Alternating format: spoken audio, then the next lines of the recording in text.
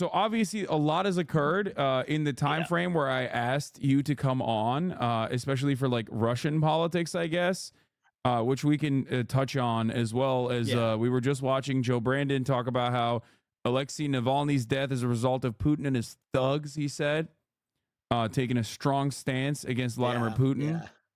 Yeah. And Yeah. I don't know if you like looked at all of the Hassan Ukraine takes that was swirling around as I asked you to like go through them a little bit. Maybe you didn't, maybe you did. I don't know. We can go through them Yeah. as well.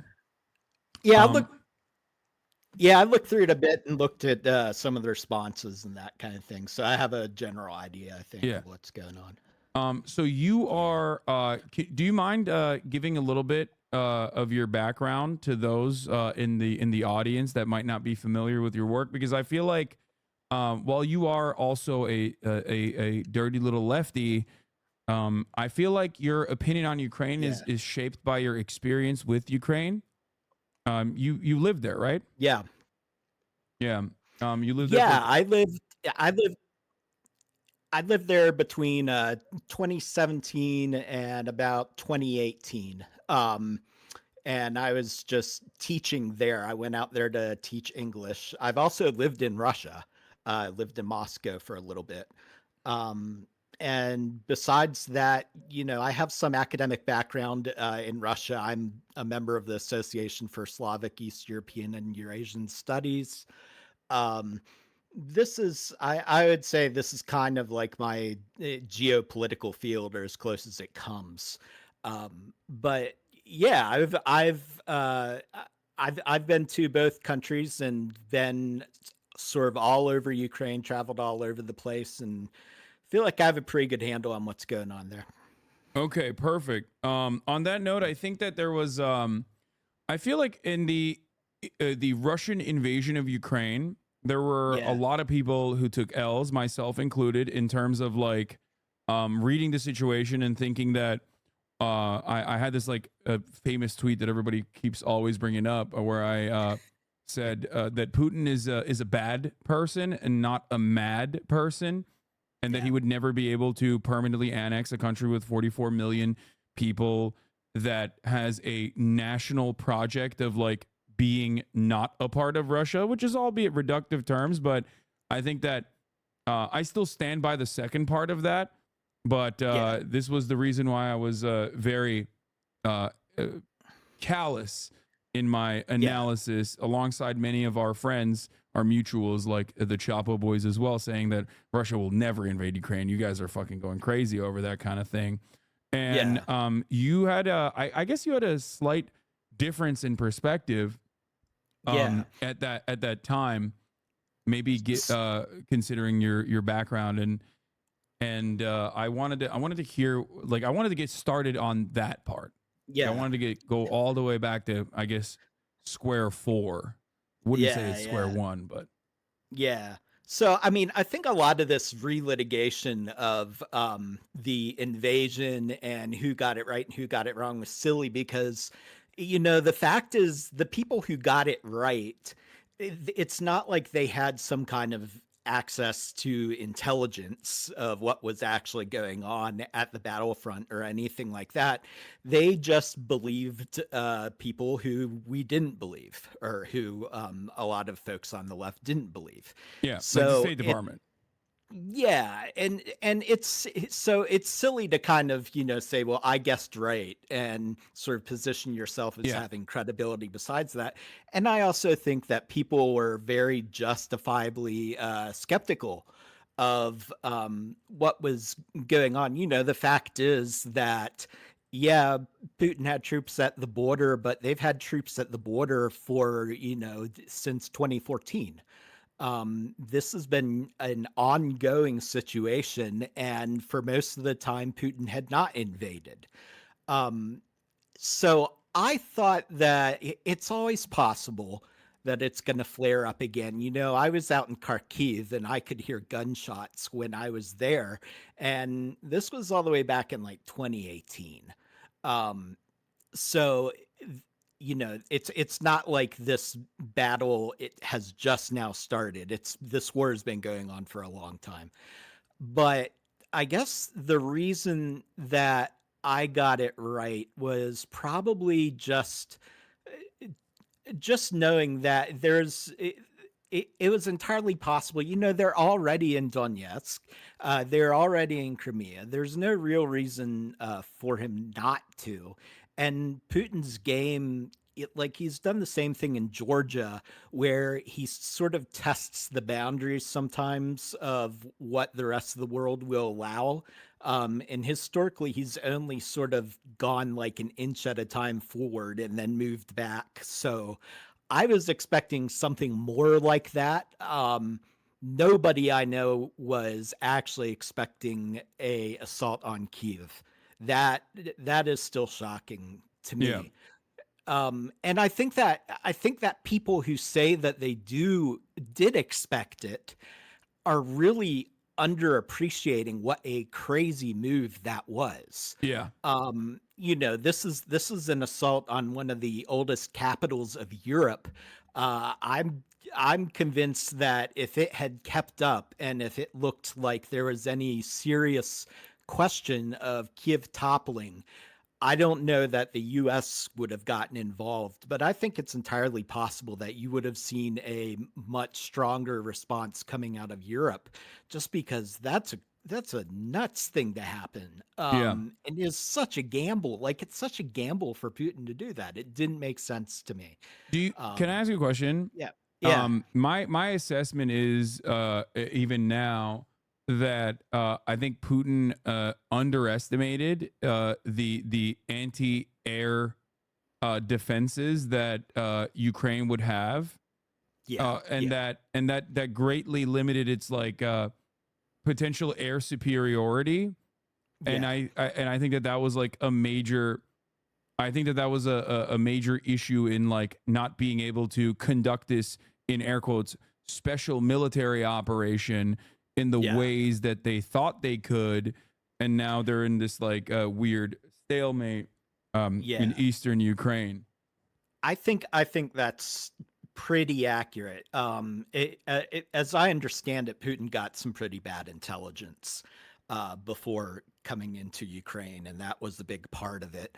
I think he did, yes, underestimate just the amount of resistance he would meet. I think he also or underestimated how quickly it would come and how quickly Ukraine would sort of get its defense together and be able to put a strong one. Because if I had to guess, I would say that Putin probably was sort of rolling the dice on Kiev, hoping maybe he could get like a quick knockout, kind of cut the snake off at the head type strike. And if he could have done that, it would have been a large victory, but he plainly was not prepared for any kind of siege or anything like that. And that's one of the reasons why he retreated eventually. The Russian army retreated, rather. So yeah, I think that you've got that about right. Yeah, and then that retreat happened, and then in the process there was also obviously the ceasefire talks that occurred. There was a 15-point plan that Yeah. was set forward in Turkey that I thought was like pretty solid overall for all things considered and how much worse it could have gotten, Yeah. and relatively early on as well. And my assessment here was that well, one, I guess like I always said that Crimea was different in comparison Hmm. to like the 2022 invasion. Yeah. It was both different in terms of like military opposition. It was different because of the population size Hmm. and their like prior Russification initiatives that already made it so that like Crimea was predominantly occupied by people who uh, had, I guess, a connection to Russia. You had Yeah. Sevastopol, and like the annexation and the way that it was conducted was very different than what is happening right now in eastern Ukraine. Right. Um, Obviously, LPR and DPR were accompanied with that, or the interference in LPR and DPR was accompanied with the 2014 actions, right? Yeah. Yeah. And that was an ongoing conflict back and forth, bombing campaigns, and then of course like Russian-backed military routinely fighting. And Yeah, there's just a big standoff going on, yeah, especially in Donetsk forever. yeah, Uh, and you could actually, as of 2018, you could actually still go there. It wasn't particularly safe. The city was basically divided in two, and there was kind of a line between that you could. There's kind of a safe zone where people who lived on one side could move to the other, and vice versa. And it kind of fluctuated between a frozen conflict and a hot conflict. It was just like that way for years on end. yeah. Um, and I personally think that here's a couple things. Like people who push Z, Yeah. right? Yeah. They claim that that one, Russia and Ukraine are one nation, Hmm. and that they're all they're all the same people, Yeah. which is of course channeling like I guess both Dugin and Putin Hmm. in some ways. It's a hyper Yeah. nationalistic sentiment. They also claim that there was obviously a lot of Nazis there, and the denazification component was significant, which I thought it was always a bullshit justification. Obviously, not to say Yeah. that there aren't, but Yeah. that is not a real reason, especially considering that when you do invade a country, those Yeah. nationalists are going to be hailed as heroes and will be able to, in the aftermath of the invasion, no matter which way it goes, they will always be a more, there will be people that sentiment of nationalism will be galvanized because they will be seen as emancipators, right? Oh Because yeah. they're the most Well, militant factions. yeah, I mean, yeah, there's that. There's just whenever you have a war, it really stirs up nationalism and nationalistic resentments against the enemy. And you have like I'm watching people who I consider friends from Ukraine and who I would also consider to be sort of perfectly ordinary European liberals before the invasion. And now, I listen to them talk about Russians and, Yeah. they'll use the word trolls or orcs Orcs. or Yeah. whatever. And you just have to, I'm not going to be too hard on somebody who's bunkered down in their basement during bombs for getting a little mad at the people throwing bombs, but it is happening, and I think that that's one of the most ridiculous things about Putin's denazification rhetoric is this war is only going to intensify nationalistic Yeah. sentiment in the country. It's definitely putting the political hard right in Ukraine in a better position than it was beforehand. I mean, Zelensky himself is, I would say, in danger. He can't, he's in a very bad position where if he bargains, he's going to be seen as selling his country out Yeah. by a lot of Ukrainians and by the hard right. And that's how they're going to sell it. Um, and if I were him negotiating, I would want to do it outside of Ukraine, and I would stay out of Ukraine afterwards. He's not going to want to go back. Yeah. Um, Um. but just a word about with the sort of Russian populations in Crimea and Donetsk and so on. It is true that Ukraine, Kiev was historically the capital of Russia. And there is this ultra nationalism in Putin sort of claiming them all for his, but it's nationalistic both ways. None of these, like, I guess I sort of take the old left socialist position that the nation state is always kind of this artificial reactionary institution and we need to get rid of it. And I look at this conflict through that lens because so much of it is about people defending borders and people sort of defining, okay, well, am I ethnically Russian, whatever that means, or ethnically Ukrainian? Even the language controversies are a little silly because Ukrainian is already very, very close to Russian, and depending on where you live, it's even closer. So we're talking about slight changes in vocabulary and spelling here, not even a massive change in the language. Yeah. Um, it's yeah. I mean, I don't disagree with you at all. I would say the same about.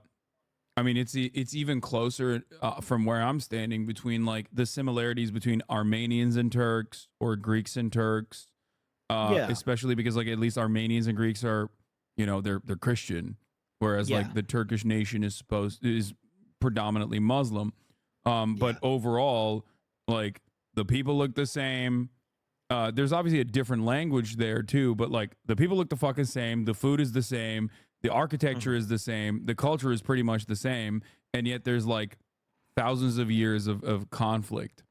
Um, and in the situation with Ukraine and Russia, Yeah, there's the similarities are way more prominent than the differences, and yet obviously, no matter what happens, of course, there's going to be nationalistic sentiment because the people have decided that this is their country, and I yeah, think that they have a right to obviously want to defend their homes from being fucking bombed.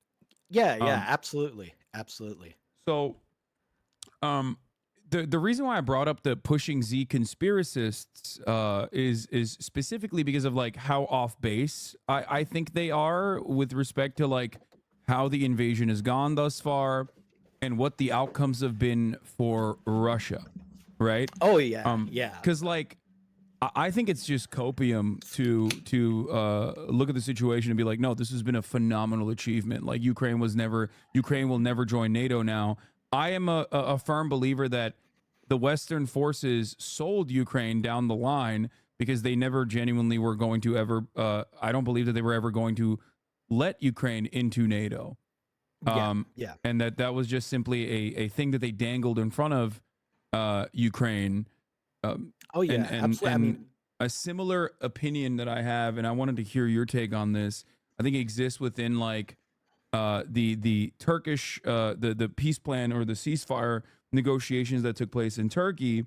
The idea mhm. that like I think Zelensky maneuvered expertly in that situation where he said like we will do a referendum on Crimea 15 years down the line, which I think is like a really smart way to neutralize that hot potato, I guess.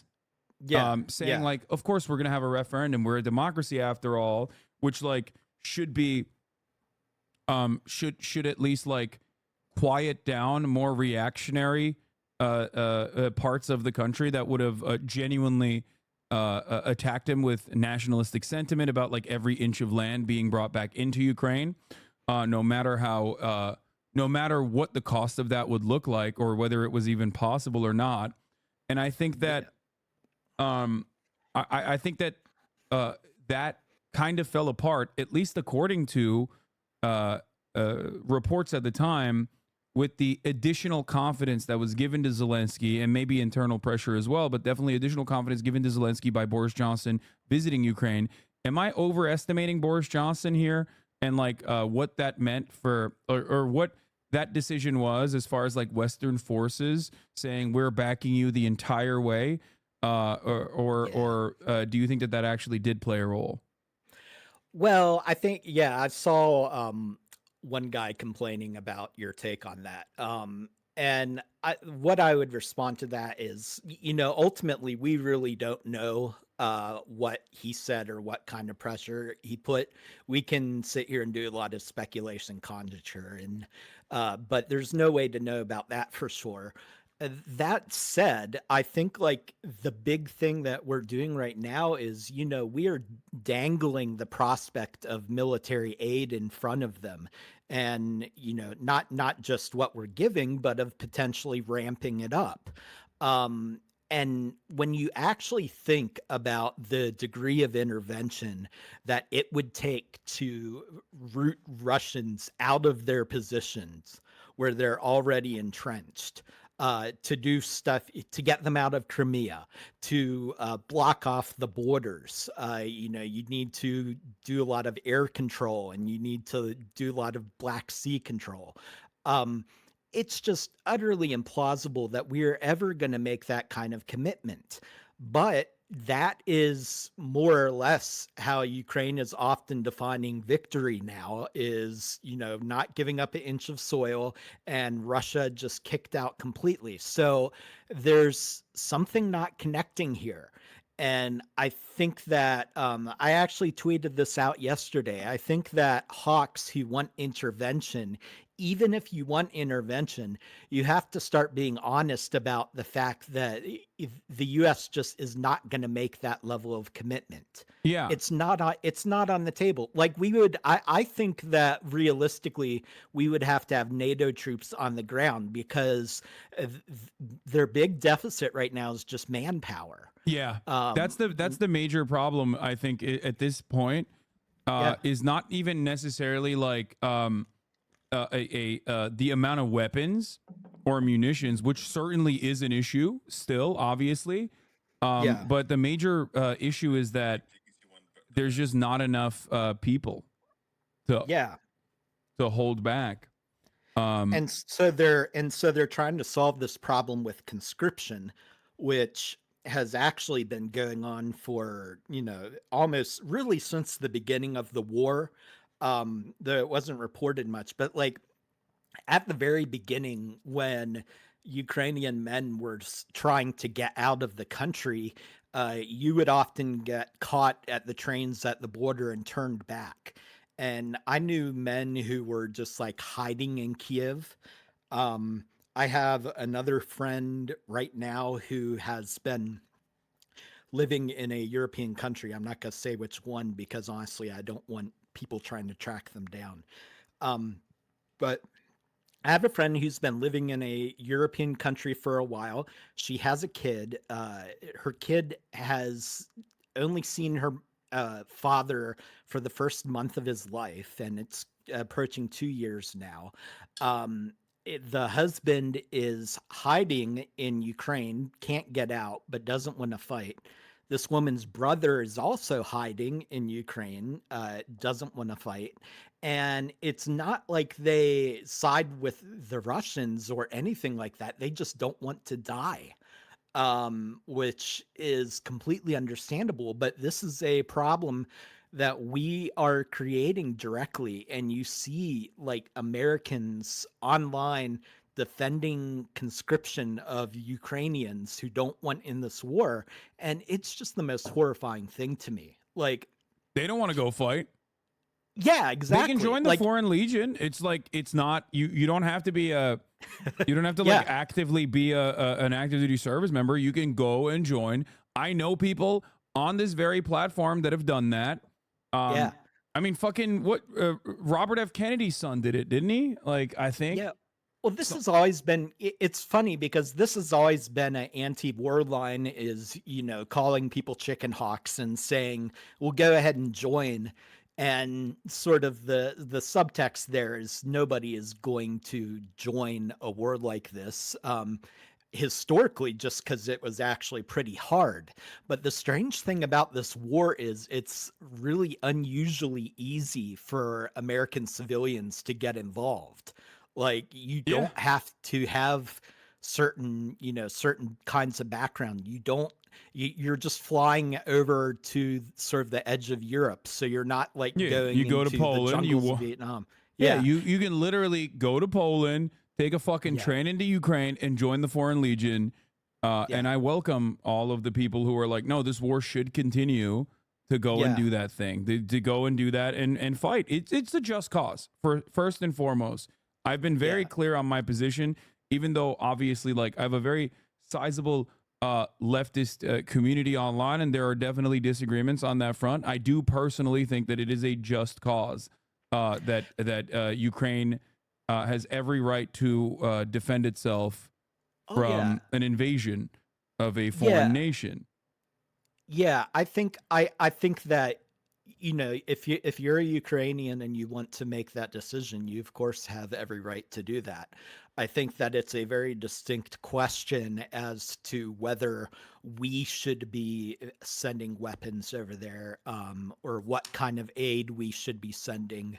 Uh, just because, my assessment at this point is that continued U.S. involvement in this is going to cost more lives than it's going to save. And I think that if we find ways to start not only withdrawing that aid, but being honest with Ukraine and telling them we just aren't going to be able to get you the aid that you want, and even the levels you're currently getting are going to eventually start dropping. So you need to plan and make decisions about negotiations with that in mind. I think that that's the most responsible thing and the most positive thing that we can possibly do for the war. Even if they want to, keep fighting and defend themselves from attacks, God bless them, it's their right. But I think that we have a right to make decisions about how we want to be involved in this as well. So, I don't know. Here's what I think. Okay, Okay. I think that perhaps if there was more training early on or more weapons delivered early on, maybe that there could have been a better defense planted. But the defense was relatively solid, all things considered, especially in comparison to like 2014, I guess, and like what the Ukrainian military looked like at the time versus what they were able to do in terms of like fending against like Russian air superiority early Yeah. on.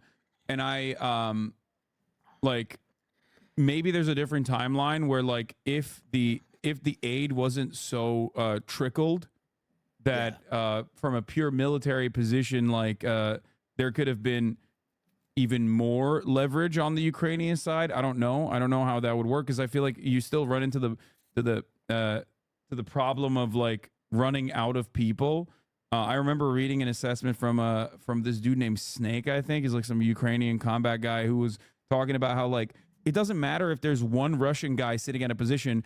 It doesn't matter if we have drones. We don't know how many people are there. And if it's one fucking Russian dude and it's a rusty ass and the one Russian conscript with a rusty ass fucking AK-47 is like holding a position, that's still dangerous for our guys, and it holds Yeah. us up. It holds us up, and it takes a tremendous amount of time, even if it's one person. Now, play that out across the board on the field everywhere in Eastern Ukraine, and all of a sudden you arrive at the issue. It's like, in some ways, it is. In some ways, it does literally feel like a old school trench warfare, or even like a war from a different era, where yes, like manpower in this circumstance, like the amount of people that you can throw at the problem in this circumstance does give you superiority on the ground. Yeah, there's this old sort of conventional wisdom among military strategists that it takes 7 people to get one person out of a defensive position. Yeah. That's how hard it is. So it's such an uphill battle at this point. And I think that I think you have a good point that, if you're going to intervene, you want to do it early and you want to do it hard. But that's if And your I goal is. But that's if your goal. The reason why I brought this up. Sorry to cut you off Yeah. again, even though No, you're no, the no. guest here. But the No, reason why I no. brought it up is because that's only if your goal actually is to help Ukraine. If your goal is to extend the conflict as you one, make a tidy profit for the military-industrial complex, and very openly say that with 5% of our military budget, we've been able to destroy 50% of a foreign adversary's army with not a single active duty service member dying in the process. If that is your actual goal, because it is a win-win from that perspective, then it's great. You trickle the weapons in slowly but surely. Okay, you give more of a comfortable runway to the American defense contractors anyway, so they don't like run out of resources. You recycle older surplus military equipment into Ukraine, and then you can go back to the government and be like, well, our reserves are depleted. Now we need more money. And all of that drives the economy in the United States of America. And I think that that Yeah. is the real American purpose here. That's why I always say that Ukraine is a just cause that America joined for, of course, the wrong reasons. Yeah. You I would say you always have to be careful about attributing intent to these kind of dynamics. I agree with you what is going on at this point where, like the US definitely has a stake in drawing out this conflict for as long as possible, especially because of the, military contractor component and all of that. But a thing is that they sort of fall into that logic a lot of times without even necessarily any particular person, rubbing their hands and scheming to do so. It's just a thing where there are all these forces sort of pushing against the administration, really ramping up into a full blown counteroffensive. But then there are all these, there's the MIC that's constantly lobbying for a continued presence in Ukraine. And sort of the way that those balance out end up extending the war in this horrible way. And it works for the benefit of capital. Absolutely. But you just always have to be careful about attributing intent there, because if you ask like any particular like I'm sure that I'm sure that Biden himself probably genuinely wants to get Russia out of Ukraine.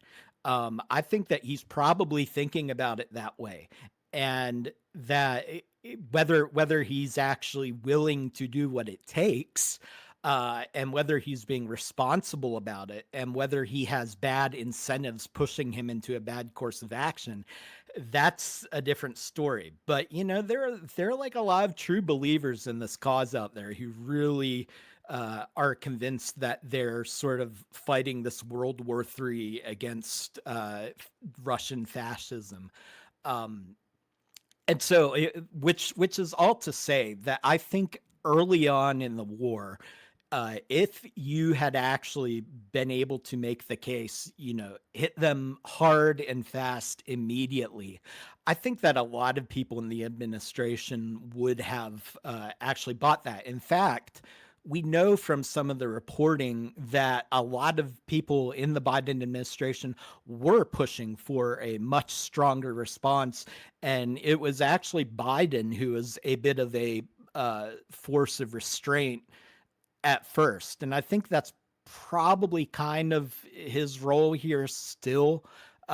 He's just sort of naturally falling into drawing this out because that's how these conflicts always end up going. Okay. Yeah. Um, The reason I push back on that a little is because I see leftists walk into a trap a lot of times where we talk about this kind of perverse dynamic that capitalism pushes us into. And we talk about this is what they intended or this is what they meant to do. And then it's very easy for the hawks and the liberals and so on to gotcha and be like, where's your evidence that they intended that? Like, where do you have a recording of Joe Biden saying this? Like, and yeah. so what ends up happening is you start trying to do this dot connecting stuff where you're like, well, we made this Well, Joe Biden did Hillary. say it, to be fair. Like, he openly mentioned it as he was like trying to sell the aid package, the $95 billion aid package, like last week or a couple days ago, actually, as it passed through the Senate, where he openly said, like, you guys don't understand. We're not like dropping, bags of cash into Ukraine. We're actually Yeah. like, this money is going back to our weapons, our facilities. Like, this money is hiring more American hands. And this was Oh yeah, actually a yeah. calculated messaging effort that was leaked to Politico by the Biden camp, I suspect, I Yeah. assume, maybe like a month prior. I remember reading an article about this specifically on how to sell the idea of weapons aid to the American public, because it is true. And I don't think it's Yeah. a conspiracy in the sense that like it's a conspiracy theory. I think it's a conspiracy in the truest sense of the word. They are conspiring because we are aligned on I mean, I think they're aligned on class interests in this situation. Yeah. It's just Like it's a normal collaboration. It's the same thing that like I guess Noam Chomsky talks about quite frequently with respect to people that get elevated into higher and higher positions in American media. They would not be there. There's no like deliberate attempt Yeah. where Well, someone that's goes, I know what I'm saying is untrue, and that's why I'm saying it.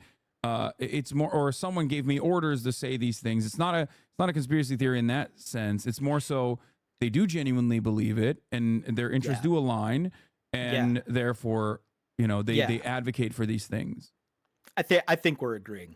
Yeah, I think that I'm just always sort of reflexively like every time I hear somebody start talking about intents and especially like secret intents, I get a little nervous because this is just like the liberal playbook where every single time that you start doing that, they gotcha on that. Or it's like you see the same thing that happens a lot of times when you have journalists who are very clearly hawks and who have very obvious conflicts of interest in the way that they talk about and cover this war. And so, people sort of colloquially say, well, they're bought off, or they're in the bag or whatever. And they are in this informal sense that you're talking about. But if you actually put it that way, they always come back and say, oh, you actually think that I'm getting paid by Zelensky to say this?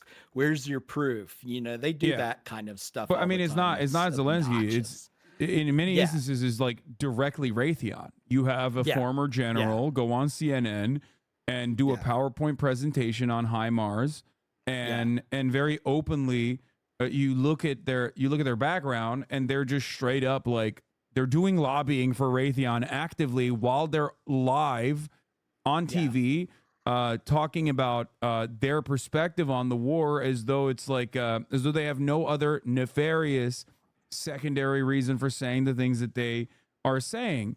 And Yeah. in my opinion, that is like, that's the, when I say someone's bought off, that's what I mean in the Yeah. most Yeah. reductive terms.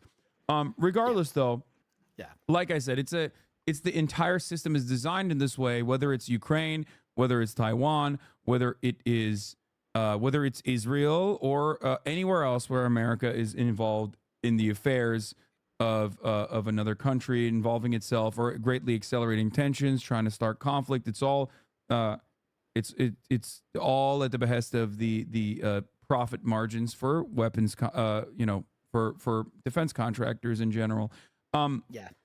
Now, moving away from the things like the peace negotiations, I do want to talk a Yeah. little bit more about like where we're at this point, because the counteroffensive at this stage is an abject failure. This was Yeah. propped up and sold to the American public for those who are still interested in Ukraine, or were still interested in Ukraine maybe 6 months ago, where this was going to be an active effort to completely rid the eastern territories of any kind of Russian invasion, and it failed. And now it's a cold stalemate with Yeah. as many people suspected, with Russia every now and then bombing Western positions, and Ukraine bombing even inside of Russia every now and then, and it's just like pot shots at this point, minefields. There is a need for artillery. A lot of those munitions we are, I guess, running out of because of the fact that like we just don't have like a straight up World War II style war economy where every single resource is going directly into building weapons. So now you also have Israel, and they need dumb bombs as well. Yeah. This was even before October 7th, where America had to tap in to South Korea, a nation with a lot of artillery for obvious reasons, Yeah. to basically resupply Ukraine. And then after Israel's ethnic cleansing campaign began post October 7, now our attention has shifted over there and our resources have shifted over there. So Ukraine is in a really bad position now. Yeah. Yeah. Um, I, th- I if what I would sort of say is I think that the number one problem that's going to face Ukraine in the end is actually domestic. I think that the conscription issue is much more politically destabilizing than people really get at this point, but you can see it. And it's not, by the way, just coming from people avoiding being conscripted. It's also on the other side, you have families of soldiers who've been there from the beginning complaining and saying, you know, they've been fighting all this time. They should be able to take some time off while all these other people who've been home all the time go out and fight. Uh, so this is like the war is really coming home in that sense to Ukraine, where it's becoming more and more difficult for your average ordinary person to hide from it or to get away from it. You know, you could sort of move out west a bit, or you could flee the country. And you know, if you were like, say, in Lvov or something like that, you might still face the occasional missile flying over there, but it was relatively sort of a stable situation. I get there are other economic problems and stuff like that, but I think that ultimately it's just a meat grinder there at the front lines. If they can't just keep sending, they can't keep raising the conscription age ceiling, and you know, sort of scraping the bottom of the barrel more and more, putting prisoners out there and stuff like that. Eventually, it's going to turn into a political problem where you have people running on either ending conscription, which will end the war, or just flat out ending the war itself, for the simple reason that it's just hurting Ukrainians, ordinary Ukrainians, too much. And I think that that is probably a more likely settlement at this point. I don't think Zelensky is really in a position where he can settle now. I just don't, because the politics of it, the way that the right has him over a barrel, and it will just seem everybody is going to read it as him selling the country out if he does it now. And I saw one guy, one of your critics, talking about, well, America would come in and rescue Zelensky or something. Huh. No, we aren't. No, Like, that's the funniest part, because like it doesn't make sense. People always like the extremely online side of this conflict is like obviously petty and annoying, because like American foreign policy is going to be what it is no matter what the fuck we say on Reddit, right? You can watch you can watch all the drones drop grenades on Russian orcs footage all you want on subreddits, and no matter how much you fantasize about that sort of thing, like your opinion is completely irrelevant when it comes to American foreign policy, right? Or you can be pushing Z, doesn't fucking matter. There's nothing that we can say or do. However, one thing that I will never understand, if we are going to talk about like you know, the Reddit side or the Twitter NATO defenders and whatnot, the one thing that's always really interesting to me is that like, if this was a matter of like Ukrainians and what their wants and what their interests are, okay, we would have instituted Article 5. We would have brought in Ukraine into NATO. Do you think Ukrainians don't want that? Of course they want that. They want to be defended. They want Western forces to come in and defend Ukraine. Like, no Ukrainian is going to say no to that. It's completely understandable that they would say that. But there's a reason why we don't do that. Well, because of the obvious pressures and the potential for nuclear holocaust, or at least like, I remember this was like really prescient at the time. I thought it was really interesting. There was a moment where like the American State Department cutouts would go into like CNN and whatnot, and maybe briefly talk about the potential for a mini nuke, like certain parts. Do you remember this? Yeah. This was like they like when they brought that up, I was like, holy shit! Like there's a real situation that like Russia could deploy a tactical nuke, and they're like, it seems like they're kind of trying to get ahead of it. Like that was, I think that was mostly brinksmanship. Europe wouldn't let them do that because you face like potential, depending on where they drop it, you face Yeah. potential fallout problems in Poland or wherever, No, absolutely. um, or Romania, I guess.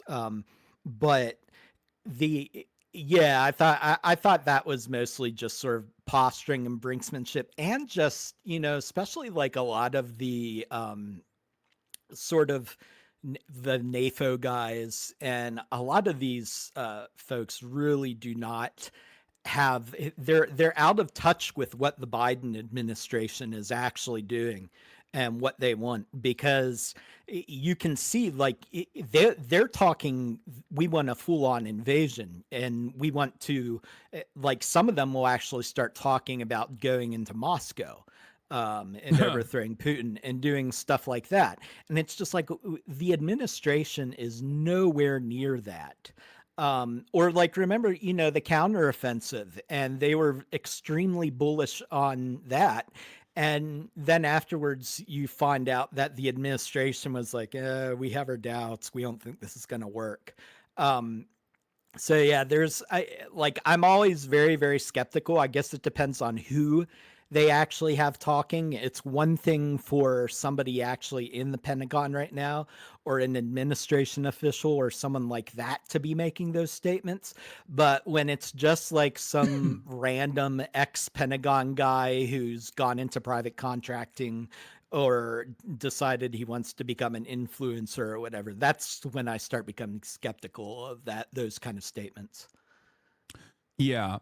Um, I guess what I was trying to say is that it's not, I mean, we're aligned on this. I think that like there is a extent to how much we are willing to support Ukraine in Yeah. this, in Yeah. their just cause of wanting to be rid of this invasion. Yeah. And that much, like that much is clear. That's an undeniable fact, right? There is Yeah. no fly zone over Ukraine. That's Yeah. not, and I don't personally think that that would be a good idea anyway, because of the obvious reality of the matter, given Yeah. what the Russian retaliation could look like potentially, Yeah. greatly escalating the conflict into NATO states, or at least like testing the boundaries in American interest in like how much they're willing to defend Poland, for example. Does that make sense? Like, Yeah. because I believe that like I don't think America gives a shit about Poland either. Like the extent of which they give a shit about Poland is like what that says about NATO and how it exists, right? Like it's more Yeah. so like you're not defending Poland because you care about Poland. You're defending Poland because like you have to defend NATO nations, or else there's no reason for NATO to exist at all. So it greatly undermines the entire purpose of NATO if you don't Yeah. defend Poland. Yeah. So, Yeah. but clearly they have none of that consideration for Ukraine whatsoever, despite the fact that Ukrainians understandably want it. Yeah. So I guess I ask all my interlocutors that that they should extend that way of thinking into why, like how much we care about Ukrainian considerations and Ukrainian emancipation in our efforts to defend Ukraine. That's why I always have said that I think it's important to be realistic with Zelensky from the jump, and even urge if you were an honest a person engaging in like diplomacy, you would be like, yeah, at a certain point this has to end, and this is the extent of the help that we can give you, and we got to start. We have to start the conversation around ceasefire and peace talks. Yeah.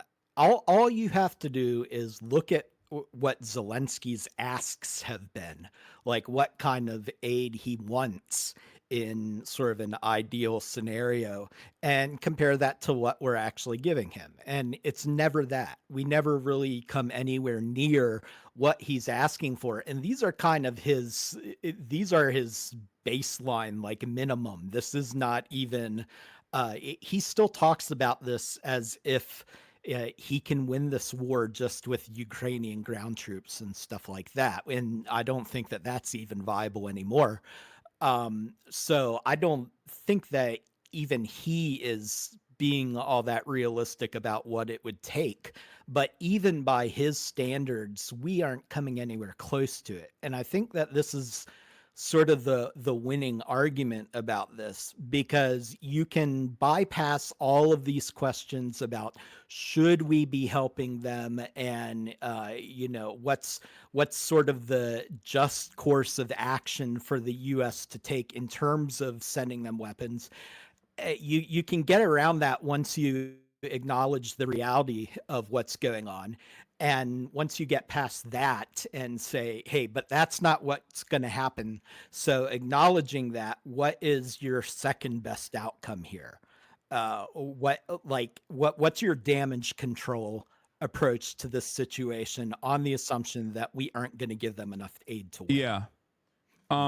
So a couple things I want to talk to you about is Zaluzhny and the I guess domestic dispute between the former general commander Yeah. of the Ukrainian ground forces and the new commander of the Ukrainian ground forces. I shared my screen with you. Are you seeing it? Yeah. Yeah. I see it. I see it. And also, of course, I want to talk about Navalny. Actually, as a matter of fact, I'm going to go into Navalny right now, and Yeah. I want to play this. I want to play this out real quick, partially because I want to go pee while I play this out real quick, and then not the whole thing, but I'll pause it and we'll get back to it in a second. But I'm going to do that right now, okay? And you can hear Sounds it too. good. Yeah. So we'll talk about Navalny a little bit, I and then guess we'll I get back to should Zaluzhny. clear my Sounds mind here good. a little bit and not say what I'm really thinking. But let me be clear.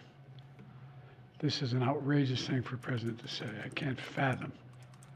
From Truman on, they're rolling over in their graves hearing this. As long as I'm president, America stands by our sacred commitment to our NATO allies, as they have stood by their commitments to us repeatedly. Putin and the whole world should know, if any adversary were to attack us, our NATO allies would back us. And if Putin were to attack a NATO ally, the United States will defend every inch of NATO territory. Now's the time for even greater unity among our NATO allies, to stand up to the threat that Putin's Russia poses. You know, I send my deepest condolences to Alexei's staff and supporters. We're going to continue his work despite this loss, despite all of Putin's desperate attempts to stamp out the opposition, and most of all to his family, especially to his wife, his daughter, and his son, who've already sacrificed so much for their family and a shared dream for a better future for Russia. So I just want to say God bless Alexei Navalny. His courage will not be forgotten, and I'm sure it will not be the only courage we see coming out of Russia in the near term. Thank you. I'll be happy to take a couple questions. Sir, first, was this an assassination? The answer is we don't know exactly what happened, but there is no doubt that the death of Navalny was the consequence of something that Putin and his thugs did. And to be clear, you warned Vladimir Putin when you were in Geneva of devastating consequences if Navalny died in Russian custody. What consequences He did say that. should he? He did say that. So what do you think? My assessment is like I don't think we'll ever know what the real situation on hand is. I don't know if there's like a lot of political reasons leading up to an election, because this will cause like a little bit of internal disruption no matter what. And he was already arrested and in prison anyway. I think it's more so like I do agree that he definitely did allow Navalny to die in prison at the very least, and therefore is directly responsible for his death, of course. Yeah. But I don't know if it's like a direct poisoning situation or if it's like he just fucking died because of the horrible conditions because he had poisoned them prior. I'm assuming that he had him killed. Yeah. I think that seems pretty safe to me, just because He does do this that a lot. yeah, I mean, Yeah. that's kind of his thing, and there's no real reason to doubt it. The sort of political logic of doing it right now has a little bit to do with elections. I think it's hard to say, but I'm not. I'm not really giving Putin the benefit of a doubt on this. There's no need to. Yeah, I'm. yeah. No, no. I Yeah. like no matter what, it is his fault regardless. Like obviously, Yeah. Yeah. I had when unless I he was lived in vaccinated. yeah, like when I lived in Moscow, and I was at Moscow State University, which is one of these beautiful old castles they have in Moscow that Stalin built. Um, and I was up on, I think, like the eighth floor, and this was right around when tensions with Georgia were really ramping up, and a lot of they were being very, very hard on Georgian immigrants at the time, closing down their businesses, banning Georgian products. You'd see Georgians getting beat up out in the streets and stuff like that. Well, one day, I had a Georgian neighbor who lived across from me. One day, the militia comes and knocks at his door, and I heard the knocking, and I thought it might be my door. So I open up my door and look out, and these two, they're sort of quasi-military, quasi-police guys are standing there. And, I asked them what's going on, and they're just like, "Всё хорошо," it's all good, go away. And so I went away, and then I eventually heard somebody let them in. And then the next day, I find out that my Georgian roommate mysteriously fell out the window and died. That's a And normal, as common cause of death. I think yeah, seems like yeah, seems like a yeah, normal occurrence. I mean, otherwise, if it wasn't natural, why yeah. does it happen so much, Carl? Yeah, and like I've had friends who have been beat up over there. I was myself at one point followed by like these militia guys with dogs, and they're clearly watching. It was after I attended Anna Politkovskaya's wake, which was a lot like Navalny's right now, the murdered journalist, and they're putting flowers all out front, and they had some cops just kind of standing there watching the people who came to pay their respects. And I think they probably heard me speaking English, and so they sort of followed me for a few blocks, I think, just to see where I was going to go, probably to intimidate me too. So, it's like that kind of thing happens in Russia, and I don't want to overstate it. You had one liberal yesterday saying that they arrest you if you criticize their grocery stores, and that doesn't happen at all. Everybody loves to complain about their grocery stores in Eastern Europe, but this I would not put this past Putin. Yeah. Wait, did you see the video of Navalny one day prior to his death in good health in prison? Definitely evidentiary he was put out and not sick, but who knows? This is court video of Navalny in Russian prison day before reported death. Seems to show Putin critic in good health.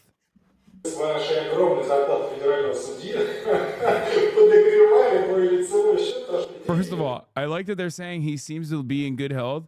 My man has lost like 80 fucking pounds here. He looks like a victim, okay? But I mean, it's seemingly he doesn't look like he's going to die one day later. So Yeah. I get why they're showing this. Yeah. But yeah, let's talk about Navalny's background a little bit, cuz I'm of the mindset that, and I laugh about this all the time because like sometimes people will come into the chat and be like, Hassan, you don't understand the there's a communist party in Russia. And it's like, no, there is no real opposition within the existing political infrastructure in Russia to Vladimir Putin. There's only controlled opposition. And then I guess like anything that's outside of said controlled opposition is usually backed by Western parties, Western forces. But yeah, I feel like Alexei Navalny is no different in that situation. Like he's like obviously Putin is a villain of in every sense of the word, regardless of his own personal motivations and interests and whatnot. But like he is not a good guy. But I would not say that Navalny is a good guy either. Right? No, he's a right-wing ethno-nationalist. Yeah. Extremely anti-Muslim. It's been surreal watching folks sort of valorize him simply because he's been in the opposition to They Putin. did that to they did that to fucking what's his face Prigozhin, right? I mean, they did that to fucking the head of Wagner. Yeah. I mean, Because he was marching into Russia. Like, it was so mind-boggling to me that it's more like it doesn't matter. It doesn't matter who it is. Like, if you're standing against Putin, like, we love you, and it's like, the fuck do you mean? Like, that's insane. Yeah, he's he is a particularly bad guy, and I think that there's the various charges about him against him. Let's see, there was the extremism charge, and that was about sort of fomenting nationalism and basically Nazi propaganda type stuff. And the punishment is wrong, but the charge was correct. That's absolutely what he did. And then they hit him with a terrorism charge on basically the exact same grounds. Yeah, this is also deeply hypocritical, obviously, because like there are plenty of ultra nationalist sentiment in Russia as well, and as long as they're aligned with the government, chat, that doesn't like they're fine, if that makes sense. Like they're not. It's not because they're woke by any means or genuinely anti-Nazi by any means. So I hope you understand that. I don't think Carl is saying that like that Navalny is like a guy who, or the only guy who was an extremist and an ultra nationalist, ethno nationalist of this sense in Russia. Oh, not at all. And I mean, one thing that I think you don't see people talk about in the discourse so much is, you have sort of in Ukraine, you have the Azov, like sort of ultra nationalist Nazis whose allegiance is specifically to Ukraine, and who idolize Bandera and that sort of thing. But then you do have these sort of hard right Nazi fascist movements in Russia, in Ukraine, that are sort of a bit on the fence of who they were going to support. And you saw that in the United States too. You still see that sometimes, where you have Nazis here sort of trying to decide, okay, well, we like the Azov guys, but we also like Putin, and we don't like, like if they're both Russia and Ukraine have a serious Nazi problem. I don't personally think that it's much more significant than ours.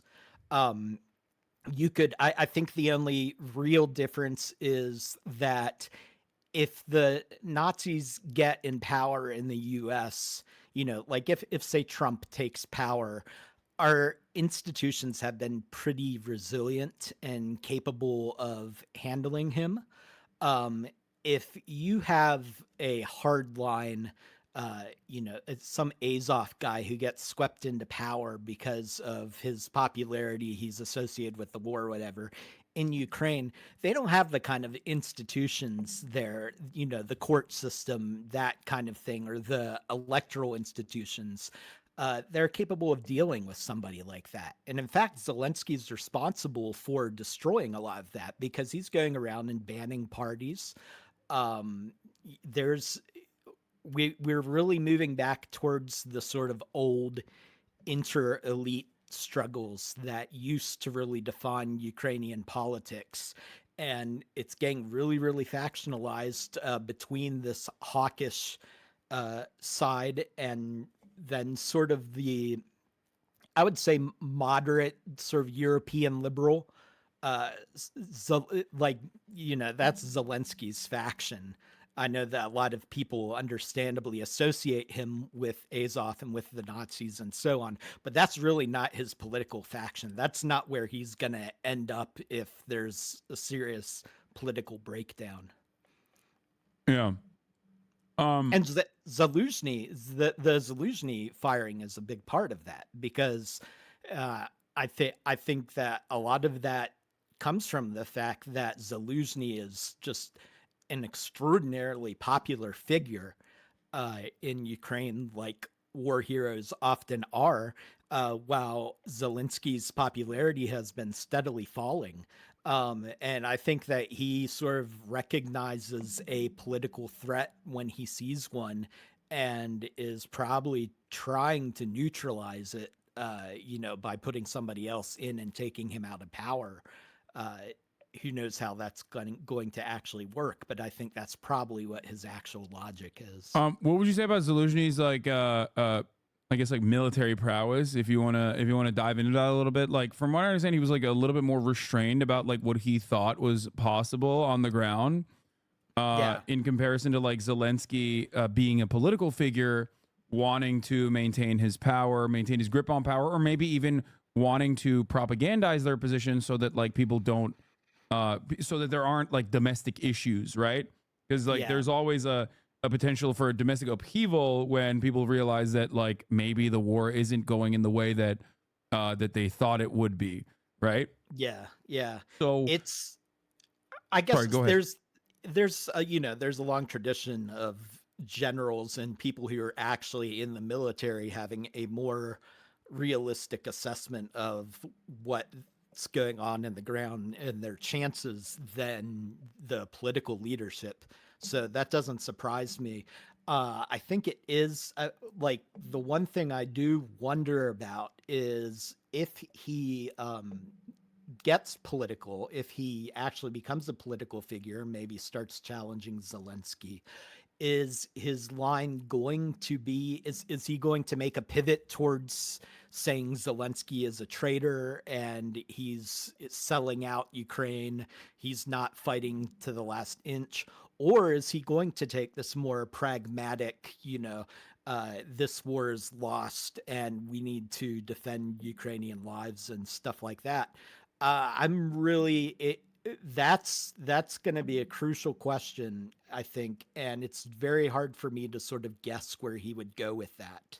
But it's going to tell us a lot about the state of Ukrainian politics, because it's going to tell us Zaluzhny, a lot of his power base is going to come from the hard nationalist right, and if they are becoming pessimistic about winning the war, then everybody is. It seems like they would be the last holdouts. What ideological faction is he from? Though Zelensky, like what would he align with? Do you know? I don't know. That's why I'm asking. No, I mean he's it's difficult to talk about Ukrainian politics in terms of ideology, because it's not the same way that ours are, where different parties and different candidates always necessarily map onto distinct political programs. In Ukraine, it's often just a lot of oligarchs sort of vying for power on kind of similar anti-corruption platforms, and maybe sort of historically one major difference was just, are they going to be more aligned with Russia, or are they going to be more aligned with the EU? So that's probably about as political as I think he would get, and I think that his preference there is more aligned with the EU and not Russia. But it's precisely because Ukrainian politics aren't ideological in the same way that it's hard to predict where he's going to go. Everything sort of depends, I think, on the political mood among the hard right, which are going to be, they aren't going to be his biggest base, but they're going to be his most militant and activist and politically influential base, I think. And they're going to have a lot of credibility because they're going to be, talking about their war experience and stuff like that. Okay. So ultimately, it doesn't really matter. There's like chatters in here saying that he's like a Banderite, or that he's like a hyper nationalistic, or that he marched with right sector. I'm not familiar with his background at all.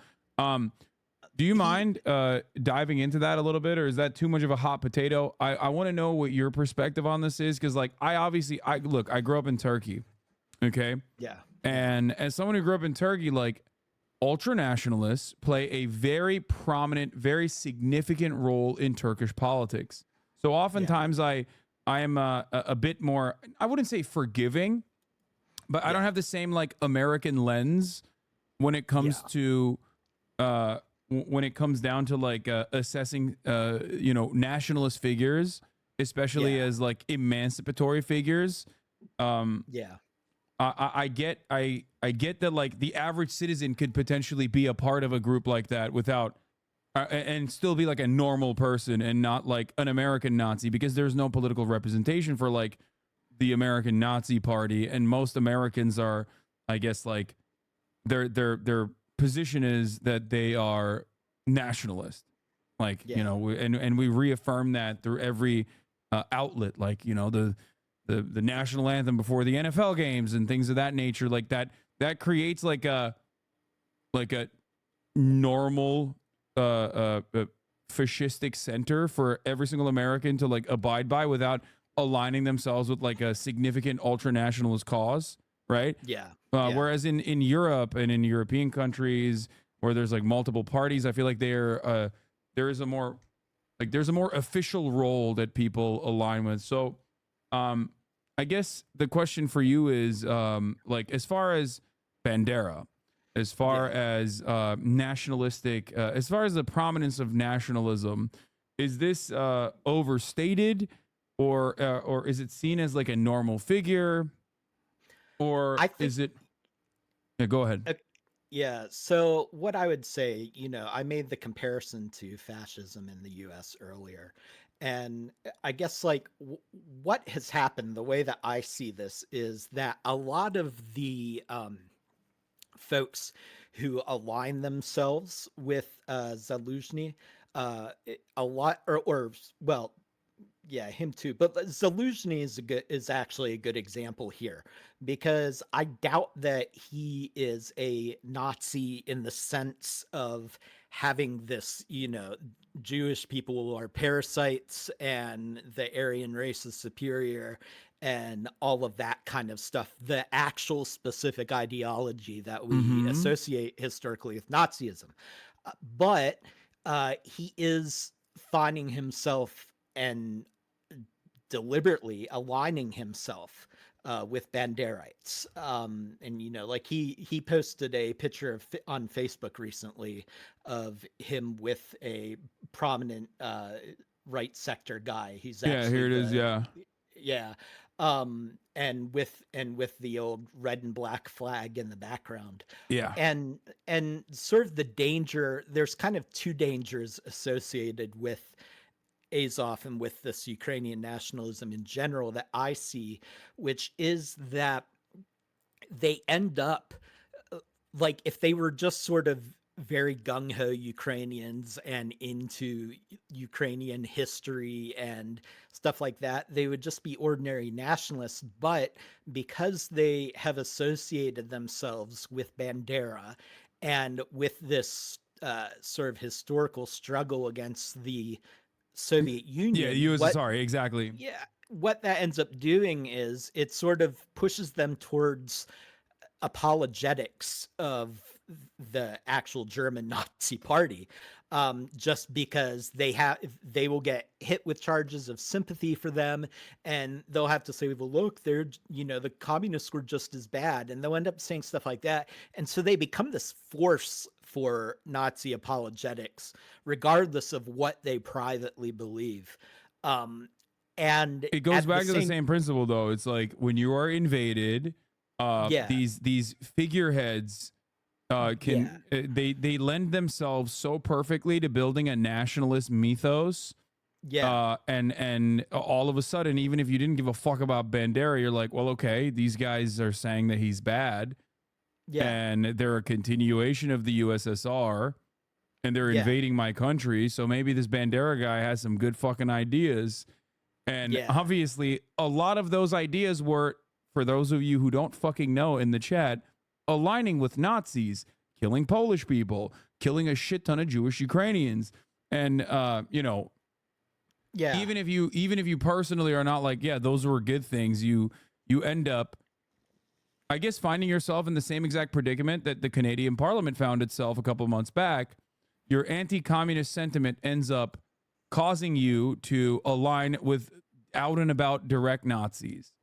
Yeah, and that's how it often goes. Yeah. A lot of Nazis didn't think of themselves as Nazis in the sense of being bigots or being there's some good old essays on this by like or Theodore Adorno, just talking about how a lot of Nazis can envision themselves. And a lot of them were actually very sort of opportunistic and pragmatic about it and not so ideological, but they ended up being a part of this whole ideological apparatus anyway. And you get swept up in it. And so that's, like if for example, I hear somebody in Ukraine say Slava Ukraina, which a lot of people just do as a toast. Um, they were doing that before the war, had nothing to do really with, like, these are people who think that the right sector is ridiculous, but it's very much like saying God bless America in the US. It's just kind of a banal nationalist sentiment to a lot of people, but now that has become associated with the Banderite movement, the post-Banderite movement. Um, and so, yeah, you have this really dangerous dynamic. Again, I don't think that it's more prolific in Ukraine than it is like in the US. But the danger is that a lot of these people are proximate to power. Um, like you did have right sector people in the Rada at one point. I Their numbers really diminished since their peak, and I think it was like 2013, 2014, around then. Their numbers really significantly diminished since then, but you do have sort of open Banderites in government positions in a way that you don't, like, you have people like Trump, or you have sort of figures in the right in the US who just are de facto fascists, but they aren't openly aligning themselves in that way. So the difference is a kind of semantic. I think it does matter, but I worry more about the radicalizing effect that Trump's invasion is having, a lot more than I worry about like some dumbass Ukrainian conscript who was handed a military uniform because they only have so many and it had an Azov patch on it. And we don't even know if he identifies with them or not, because they're just handing these uniforms out. And a lot of people don't really know or care what that means. Like, I don't think that your typical Ukrainian would look at a Sonarad, for example, and associate that with Nazis, or really even know what that is. Certainly US leftists do, but I don't know that that is how a lot of Ukrainians perceive it. Okay. Yeah. I mean, these are all byproducts of being invaded. Like, that's the way I see it. I still lay the blame almost entirely on Putin's hands, as far as like the insidious nature of nationalistic symbolism creeping into public consciousness.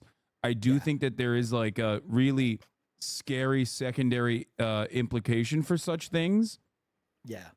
Um, Well, and also, I think that the Western world plays a role in normalizing that exhibition. yeah. Um, Yeah. There's a wild narrative around a while back. I don't know if you remember, there was that shooter who they found like a Sonarad in his diary or something, and they associated him with Ukraine. And some folks were actually talking about how Ukrainians were radicalizing Americans. And I don't think that's the main dynamic. I think it's going the other way mostly. I think that we are exporting fascism in kind of the sense that you're talking about more than they are importing it to us. Another a dynamic that really gets overlooked here that really has contributed to the rise of nationalism in Ukraine is just the fall of the Soviet Union, and deteriorating living standards there. Yeah. And the fact that, like, say what you will about the Soviet Union, but it was very openly and aggressively sort of anti-nationalist, and their whole, like, it's still this way in Russia, where the Great Patriotic War, like, just the defeat of Nazis is held in such reverence. And Yeah. it was very important to Ukrainians too. And so you have, like, Yeah, there were this significantly thing. more Ukrainians that fought in the Red Army as opposed Yeah. to like aligning with Bandera and or joining like the SS Galicia, right? Like Yeah. this is Yeah. like a marginal nationalistic movement that aligned with the Nazis that is now like, I guess, becoming more I would say becoming more prominent as a consequence of like the nationalism that Yeah. comes from wanting to free yourself of an invading force. Yeah. It almost justifies in their eyes, in the eyes of many people. I feel like it certainly justifies their framework, where it's like, well, okay, well, this guy's not fucking wrong because like he didn't want to be bombed or he didn't want to be killed in the way that my family's being killed currently. Um, Yeah. and It's I guess the point I was trying to make is that like I feel like the Western media played a role in like normalizing a lot of what we see here as well, in the sense that like there are obviously plenty of fucking Ukrainians in the Ukrainian armed forces that are not Nazis or yeah. nationalists of any sort whatsoever, but it feels like I was taking crazy pills when like every single fucking time that they were interviewing someone, it would be like a guy whose nickname is Adolf, who like Yeah. has a fucking black sun tattoo, and Yeah. he's like the leader of the you know the militia training group or some shit. And it's like, well, why are you interviewing this guy? Like, shouldn't you be trying to desperately hide this guy? Like, that's what I Yeah. never understood. Like, why is it that the Associated Press was doing this, and was it that like the Ukrainian armed forces was not like trying to deal with it on the PR front? Part of it has to do with the way that the war has gone. So, for example, you had that siege at Azovstal, which was in Mariupol, Yeah. which was being largely defended by Azov battalion folks. You have Lvov in the sort of western part of the country, which is a very Banderite, sort of very nationalistic city compared to some. Like, I remember when I visited there, you could get Bandera T-shirts at their gift shops and stuff like that. Um, and meanwhile, a lot of the folks who would be sort of inclined to oppose that or object to that kind of stuff, I think that a lot of them are actually concentrated in the East, and like, a lot of them really. I mean, your average Ukrainian, I talk about this with another Ukrainian friend all the time. Like, if you're out in the middle of, some farm out in Donetsk or something, like in the region, you don't really care if your tax dollars are going to Putin or Zelensky. You mostly just want to be left alone. Um, and you don't really have, like, and that's one of the reasons why I don't really worry so much about what parts of Ukraine end up in Putin's hands, because it's not going to change the lives of many people, honestly. But I think like a lot of sort of systematically, a lot of the sort of Ukrainians who would be more inclined to be skeptical of that stuff are away from the eyes of the media, are shut out of it. And the ones that we do see in the media all the time are either people in the military and specific parts of the military, like Azovstal, which we talked about, or they tend to be these sort of ultra, like extremely online NGO employees in Kiev Yeah, who for mostly sure. make their living doing this stuff.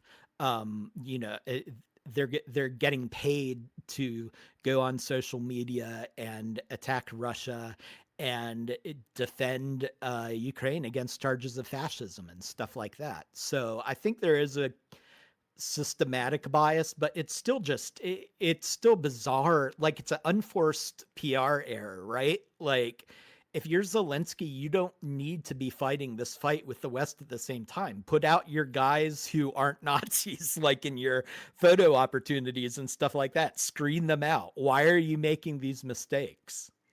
Yeah, I don't understand that part. And I don't understand why like the Western world, which is like certainly before the Russian invasion of 2022, was like very critical of the Zelensky government, talking about corruption, like the same like Voices of America Yeah. beats that are State Department owned and operated would like regularly criticize the Zelensky government for corruption, regularly even write about like Ukraine's Nazi problem and things of that nature. So much so that Yeah. the American government had to actually take initiative and literally pass legislation. Many chatters don't know this because they didn't fucking know about Ukraine until 2022, but they had to pass legislation under they had to pass legislation to stop funding and arming specifically the Azov Battalion because they were out and about open neo-Nazis. You could say that like they are not the brunt or the majority of the forces, which is of course certainly true, something that I agree with. And you can certainly say that Putin's justification of denazification is ridiculous, which I also agree with. It is ridiculous. It's fucking bullshit. Yeah. He should denazify his own country, really. But having said all of that, the fact that they just like completely dropped all of that and even like the most like Western focused people regularly say that like yeah, no, the black sun tattoo is actually not that significant that this guy has, and his nickname is Adolf because it's like cutesy. I think that plays a role in like basically solidifying propaganda for like some of these very far right forces that will inevitably cause problems for Zelensky or any kind of like even Western focused leadership that tries to take a more centrist position, right? Yeah. As a matter of Ukrainian freedom, as a matter of like trying to stop the bleeding, stop the hemorrhaging. If you were to ever capitulate in any way, shape, or form, if you were to concede on any of these issues, then you leave yourself out to a major opening from far right elements to come in and be like, you're fucking collaborating with the Russians, you're a Russian op, and institute a coup d'etat, or even just like directly win the elections, right? If there ever is one. And I think that it is wildly irresponsible not to see the writing on the wall here and not to think about like Ukrainian independence later down in the future. And what that's going to look like, what Ukraine is going to look like, not right now, not a year from now, but 5 years from now. And I think that we are being wholeheartedly irresponsible, and there will be many thought pieces written, retrospectives in a similar capacity. Our friends will make Blowback season 10 at that point about how like, how did the far right win so much in Ukraine after the Russian invasion and whatnot? And we'll talk about how the media absolutely fucking capitulated to these and normalized a lot of these like far right positions in Ukraine. And I don't know, it's really fucking scary to think about, especially because this country is one that is heavily connected to Europe. And what those implications will have for European politics, or even like direct acts of violence within Europe, all the weapons that we've given that are not accounted for. all of that is just like terrifying. It's America doing what America does in Afghanistan and in the Middle East, but this time doing it in Eastern Europe. Yeah, yeah, and I mean, like you were saying about the West opposing this stuff before the war. I had a friend who's actually running a prominent NGO over there, and they would do stuff like, for example, they would organize a pride parade over there because they do a lot of like LGBT advocacy work in Mm-hmm. Ukraine. And you would have these Azov guys like show up with baseball bats.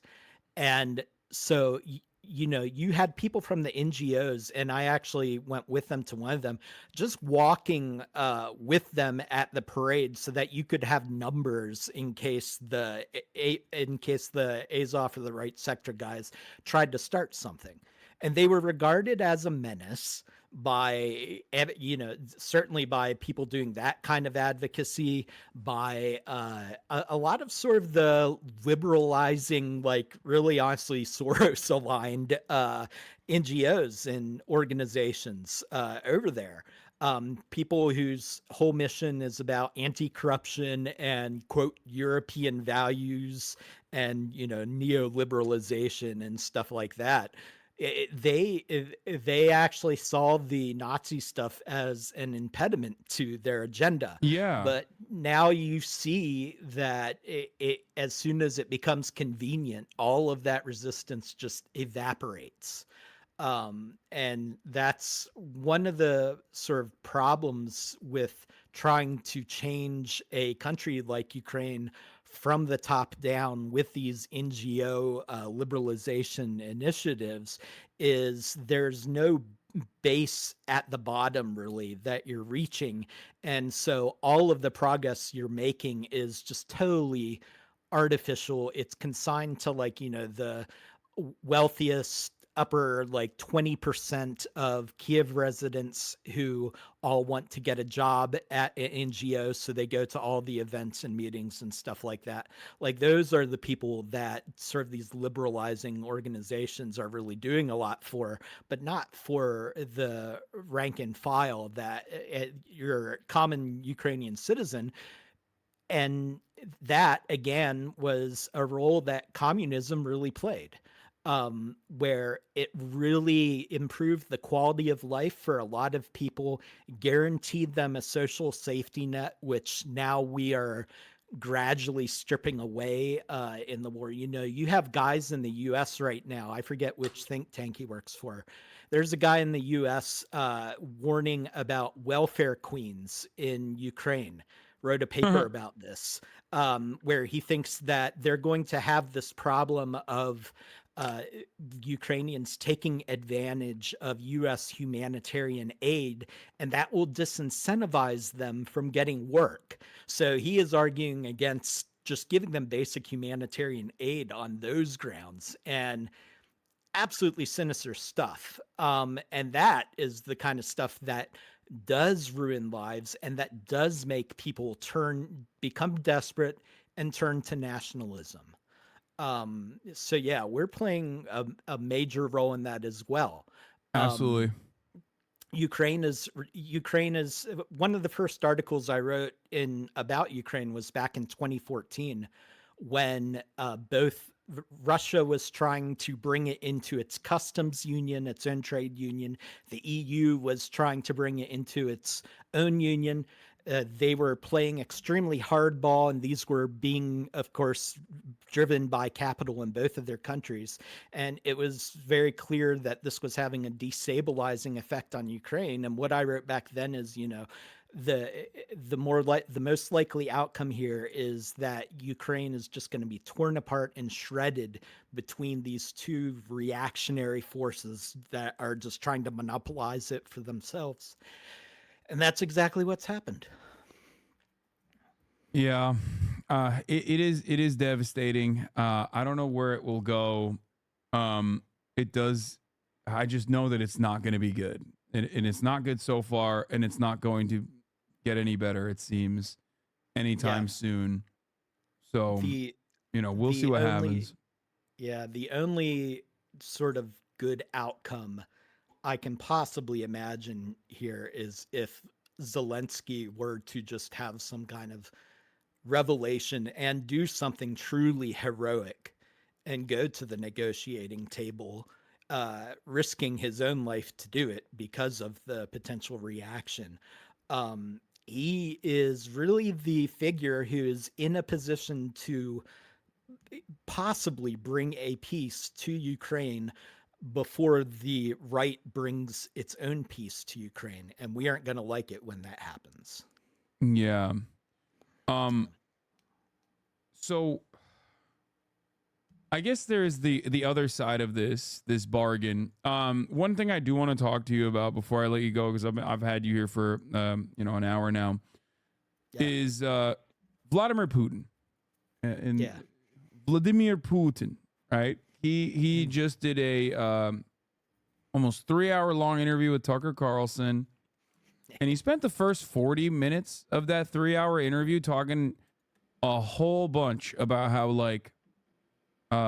Ukraine and Russia are one nation. Now, there's some truth to that in terms of like family members, right? Like Ukrainians Yeah. have Russian Yeah. family members and vice versa.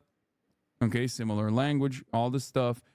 But I feel like he basically really leaned into all of the arguments that liberals make towards Vladimir Putin and his irredentist tendencies, that it's not Yeah. simply a matter of national security for him as far as like NATO involvement, but instead there's a ultra nationalist sentiment. Now, did he do that to capitulate once again to the further right wing elements in his country, in order to make sure that he can in order to make sure that there is no there's no one outflanking him on the right? Or did he do that Yeah. because he genuinely is a firm believer No, in? at the end of, remember when Putin first came into power, he was our liberal. Yeah. And we were very He did excited mention all about that. I loved it when he was like, okay, can I ask you a question?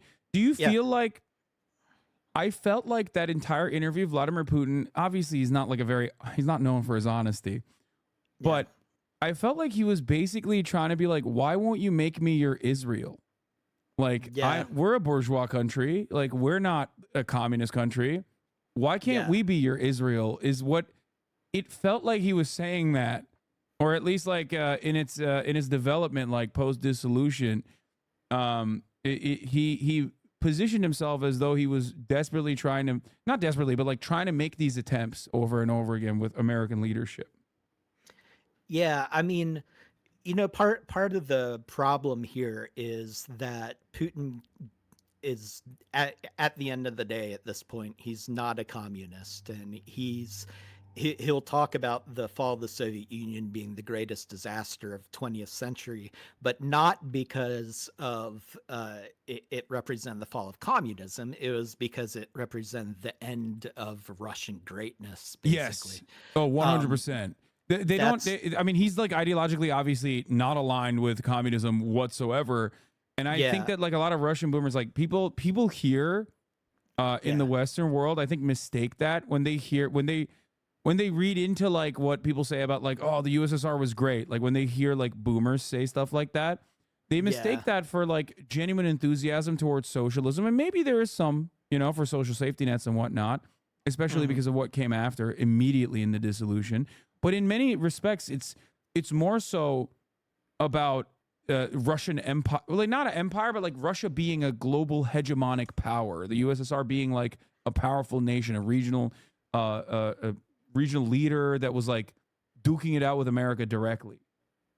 Yeah, there's an element of that too. I think that there's nostalgia for Russia's sort of being the other superpower in the world, and there really is a real nostalgia for just the age of social safety nets, and it was just a very different country. There's sort of too much to talk about there, but the the point that I was getting at here is, at the end of the day, Putin is a sort of deeply pragmatic, cynical liberal, I think. People don't like to think about him that way, but this is like, that is sort of the core of who he is, in the sense that he can't talk about why the US had this adversarial relationship with Russia after the Cold War, because that would mean that would be a big indictment of capitalism. You know, the main offense that the US committed towards Russia after the Cold War was not really the expansion of NATO. It was primarily vulture capitalism, Yeah, just picking that country apart. absolutely. And that just that brought life expectancy down. That just brought standards of living down. That, Prostitution skyrocketing, yeah, people committing suicide at a rapid clip. it just, that hurt the country so much. But the sort of one little interesting dynamic, I think, here is that Putin can't really talk about that aspect as much. So he has to come up with this sort of alternative narrative of why, of this adversarial relationship with the US. He can't just articulate it in terms of competing business interests. So instead, what you get in that interview is just him sort of, acting baffled and being like, I don't understand it. Why couldn't they just cooperate with us? And it's like, well, they can't cooperate with you because they're an imperial power and you're an imperial power, and imperial powers don't cooperate, they compete. That's how it works. And he knows this. I wrote a piece about the interview afterwards, and there were a couple times when he alluded to sort of communist ideas about imperialism. It was very. Wait, can I ask you a question here? Yeah. Would you Yeah. say that there is like, I mean, this is a purely beneficial positioning for both Russian interests, from a capitalist sense, of course, from a liberal Yeah. sense, as you said. Because when you said liberal, people like lost their minds in the chat, but you mean liberal as like political theory and not liberalism as like Yeah. what we know libtards in America or whatever. Like, Yeah, I should clarify that.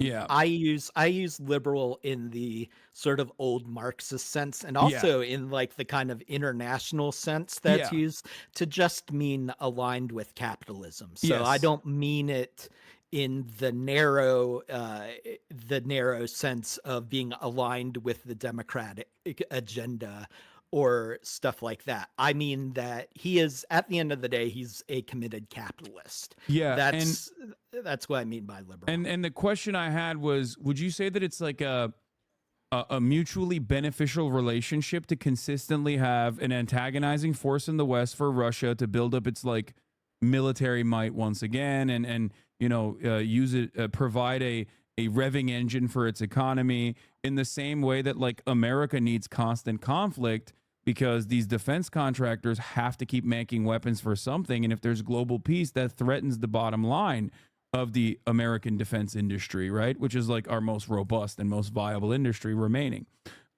Yeah. So in that sense, it's like it's beneficial to position Russia as still some communist like Red Scare propaganda induced foreign adversary, despite the fact that it has been led by, in air quotes, our guy for damn near its entirety, and yet there's still like constant tension.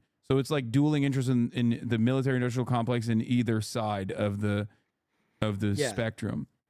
And I mean, like when were tensions eased most between Russia and the US? Well, it was when its economy started to, I don't want to use the word liberalize now, capitalize or whatever. But it is the correct term is liberalization of the markets. Yeah, but it was when the Russian economy was making that transition, opening it up to the West, getting McDonald's, and Gorbachev is doing Pizza Hut commercials, and that kind of thing. Like, it was when our business interests were aligned that our countries there was the most comedy. And what is a big part of what is happening now is that the top sectors of the Russian economy have consolidated their power enough and sort of become competitive enough on the world market, especially with energy, but also, like I said, its customs union that was trying to build is a big deal. It's become competitive enough on its own that a lot of Western business interests see it as a threat now instead of a business partner. So that's where a lot of the tension comes from. Is like we're seeing in Ukraine. Ukraine is very much just sort of. I always see it as a fight over which trade deal Ukraine was going to make. Was it going to make this trade deal with the EU, or was it going to make this trade deal with the customs union? Both of them were mutually exclusive. And Putin actually said in his interview with Tucker, he says, when we read through the Treaty of Association, it turned out to be a problem for us since we had a free trade zone and open custom borders with Ukraine, which under this association had to open its borders for Europe, which would have led to flooding of our market. He is explicitly saying there that they saw competition with the EU as a threat. And he was correct about that. It absolutely was a threat to Russian interests. Flooding Russia with cheap goods, its companies were not in a position to compete with that, would have devastated the Russian economy too. So it makes sense that he would take this protectionist position just for the sake of his own country. But, the problem on top of that is that he's also trying to monopolize Ukraine himself. Yeah. Okay, so I mean, we're in agreement there. So what does that mean for what the realistic scenario is for what it looks like for Russia in the next I don't know, in the next decade or so, and what this means for Ukraine in the next decade or so? Well, I think Russia's future is there are a lot of different things that could change. Like climate change is going to be a massive deal for Russia. How that ends up playing out, because you are looking at the thawing of millions of acres of Siberian land that suddenly becomes farmland. Stuff like that could just have a massive impact on Russia's economy. It is definitely it's increasingly shut off from anything associated with the West and Europe anymore. They don't have McDonald's anymore. They're going to be in this trade alliance with BRICS, which is, it like four out of five of those nations don't even pretend to be socialist. China is at least nominally communist, but the other ones are not. And so also they're in constant conflict with one another, but this is pure this is like pure trade relations is what you're referencing here, like obviously. Yeah, one of them is India. Yeah, they're gonna. I mean, there's going to be opportunities and sort of situations where they are able to sort of work together and leverage their collective economic power against the old US EU alliance. And so I think that, but I don't think that will have the stabilizing effect that a lot of leftists do, because a lot of leftists seem to think that if you have this multipolar world, that everybody is going to stop fighting each other because everybody can defend themselves now. But what actually happens is the competition just ramps up, because everybody becomes increasingly capable of fighting and of acquisition and of extending and projecting their power.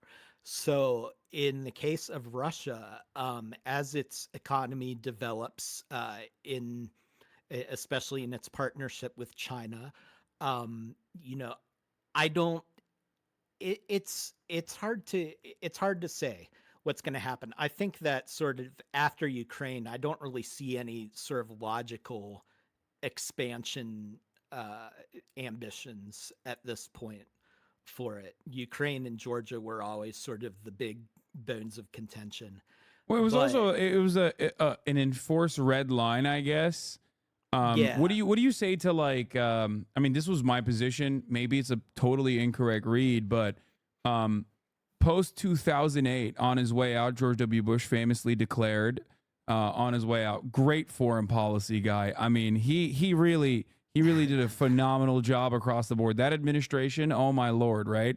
On his way out, he was like, now that I also fucked the situation with Palestinians further, and then try to do a failed coup, and then Hamas solidified its position in Gaza.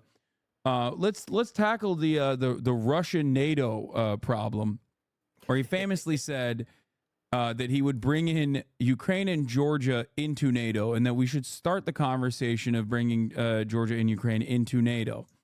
This which was senators pushed for that? Which senators pushed for that? Yeah.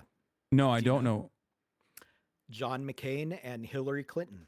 Oh, yeah. Okay. Yes. Of course. They were the two. There was actually a resolution towards offering a membership plan to those countries that McCain and Clinton co-sponsored, Yeah. and Obama signed on to it as well. So they were all there. Yeah. So, I mean, the usual suspects. Exactly. Yeah.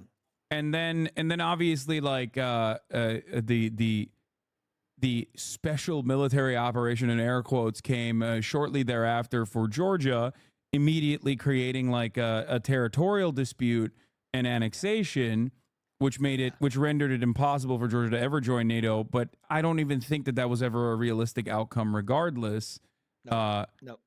Considering Georgia not having the same like even geopolitical justifications for NATO membership, in the same way that like I guess in the same way that like Turkey was brought in many years prior, obviously way before Russia even existed in the way that it does now.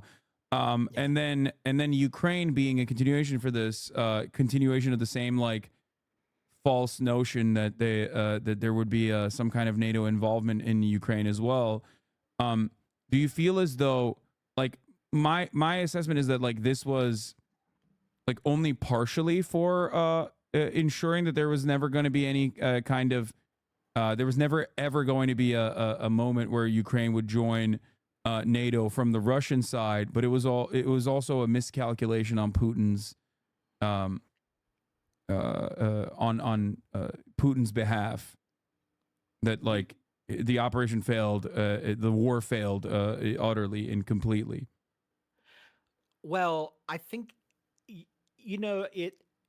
I think is reasonable to say that like Russia does have sort of legitimate national interest grounds for concern when NATO is supposedly breaking its obligations. I believe that old "not an inch to the east" story that always goes around. Breaking these informal promises and just pushing up against its borders and installing these missile bases and stuff. I think that any country is gonna be concerned about it. Doesn't mean that it's okay to invade. I think, I think that ultimately this has, in a lot of ways, well, I don't know. So the thing is, it did bring in these Nordic countries into NATO that were not in before. And that's a big L. For Putin. I've brought this up quite a bit. It was like it was the greatest gift of all to give to like American generals and the American defense industry and all of the people that like wanted to reaffirm the necessity for NATO. Like, I see NATO as a protection racket, but that doesn't mean that there isn't a bad guy out there, right? Like the mafia comes to your door and says like, listen, your storefront could break down if you don't get this protection from us. but that doesn't mean that there isn't another competing group of criminals out there that could actually fuck up your storefront. And I think one of the worst things that could have happened was that it both showed that there is a necessity for NATO, right? Because Russia is engaging in expansion, right? Or is willing to engage in expansion through violent means, but also simultaneously showed that it would do it in a way that would make it impossible for them to engage with like Finland, for example. Because there's no way if they like all of a sudden it was more of a, I'll go so far as to say like a paper tiger situation where of course if you're Finland you're going to be like, well, now there's like, why wouldn't they join NATO? I think it offers a comfort, like it offers a barrier protection, and Russia has or Putin has definitely demonstrated that he's willing to do crazy things no matter what the cost is. But as Elent News in the chat says, it revitalized a reason for NATO to exist while simultaneously showing that there wasn't a genuine threat from Putin retaliating, because I think that retaliation threat is what kept the neutrality, not on paper, but like the neutrality that existed, the dual neutrality of Finland, Sweden, for not joining NATO. Because like you don't want them to potentially come in and invade your country, right? Yeah, that's part. I mean, when people make that kind of argument about NATO, my response is always, what is the UN for? Like, if you have a country acting aggressively, that's what the UN is supposed to ostensibly be doing, is preventing this from happening, even stepping in with force if necessary. And they have deployed troops before. And there are obvious reasons why the UN has not intervened in this case. But those are, so we designed this anti-democratic security council, and we have Russia in it too. So of course Russia is going to be able to block initiatives like this. That's us getting hoisted by our own petard. But yeah, it's ridiculous. It's been very counterproductive for Putin in that sense, that he's given the Nordics an excuse to join, given the NATO people sort of an excuse to make that diplomatic push to bring them in, and made it politically possible, because you also had worried populations. They were stoking a lot of fear that Russia could invade, Finland or whatever, or Sweden.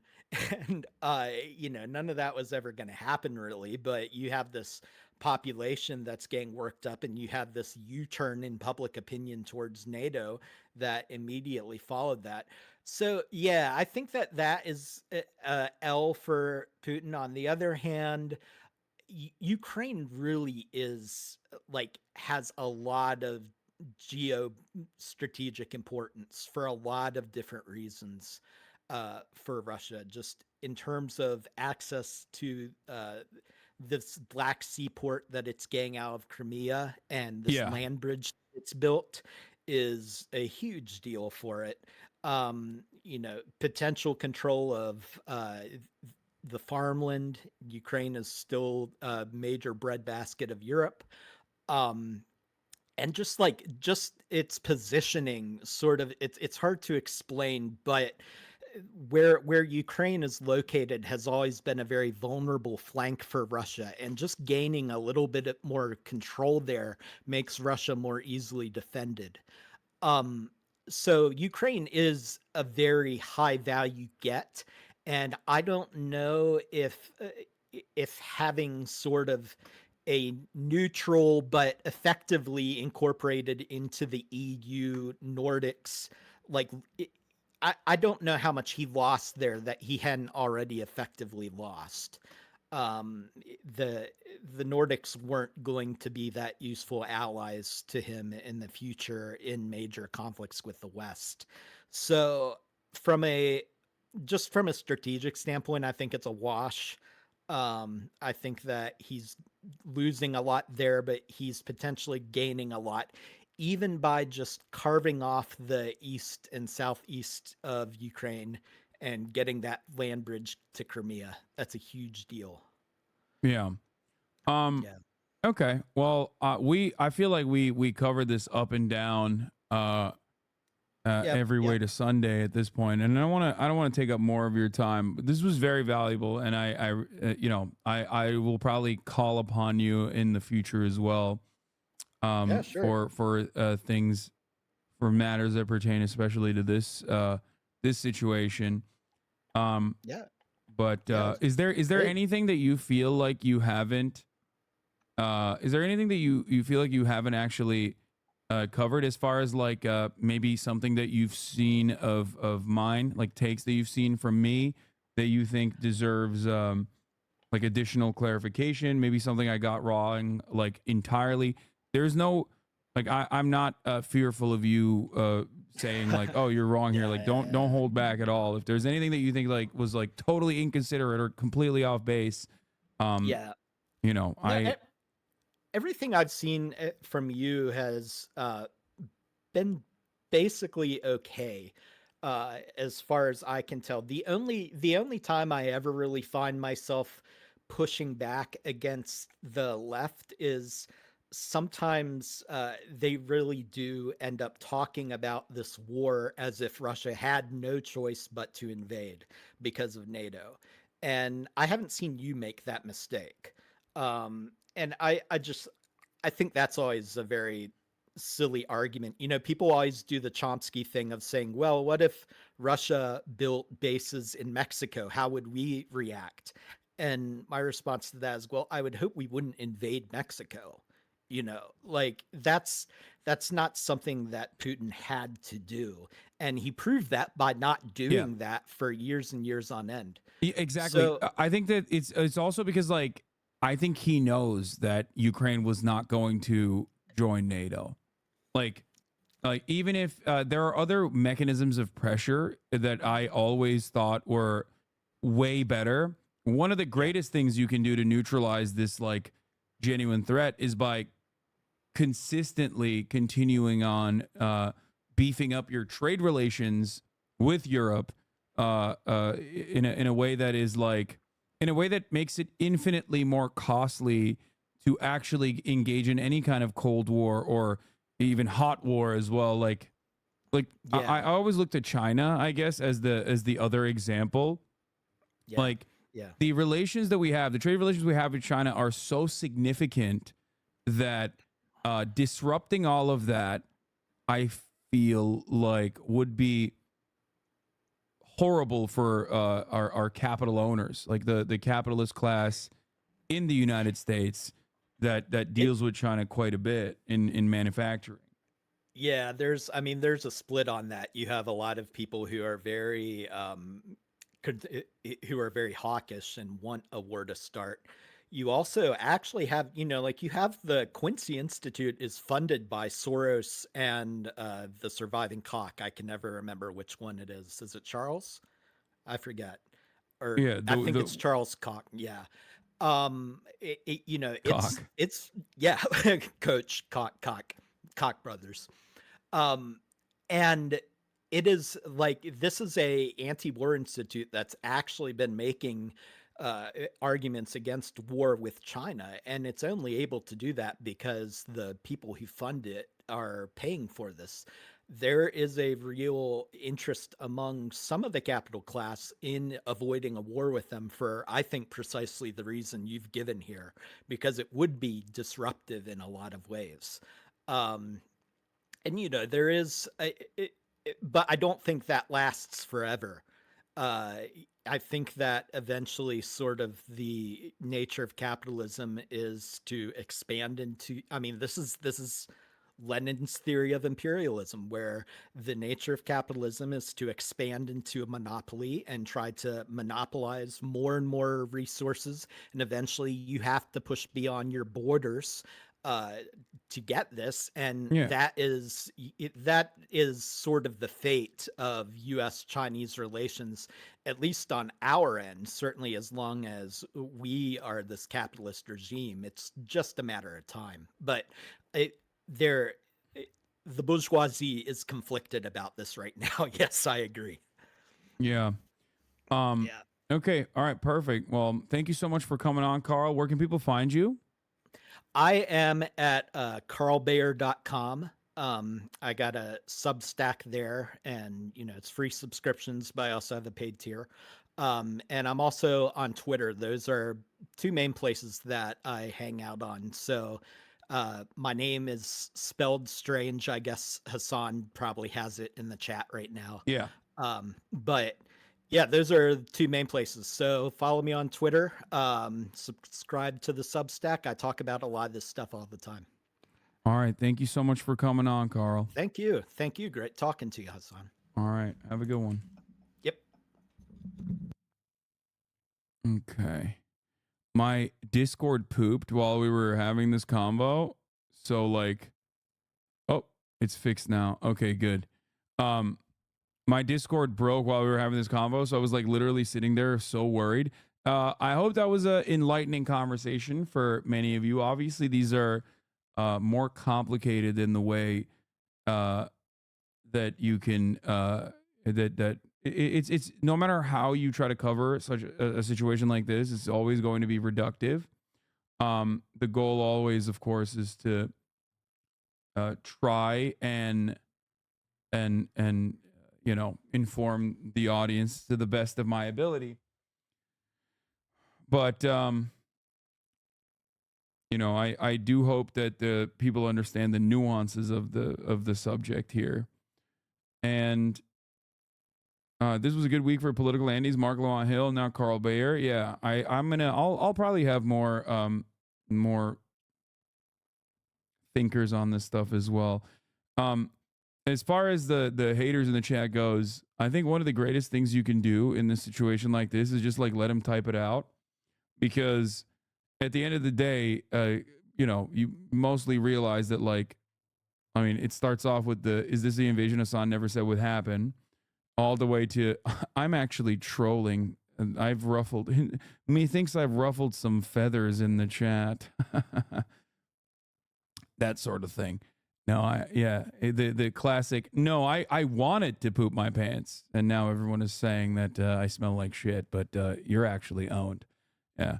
The Gerber method of dealing with a crying baby. Let them cry and cry and cry until they wear themselves out. So, overall, you need to yap less with your guest. No, I yapped a good amount because I want to also, I'm not under the assumption that my guest knows all my positions, okay? Like you do. Carl's one of those people like you that get both NAFO freaks and the DRPK flag emoji freaks mad at him. Good to hear from him. Yeah. I think Carl explained it well, more from a person who sees it through the Ukrainian and Russian lens rather than the American. Do you think the lead in the Stanleys is making white women even crazier? Maybe. Probably not. Damn, this guy's good.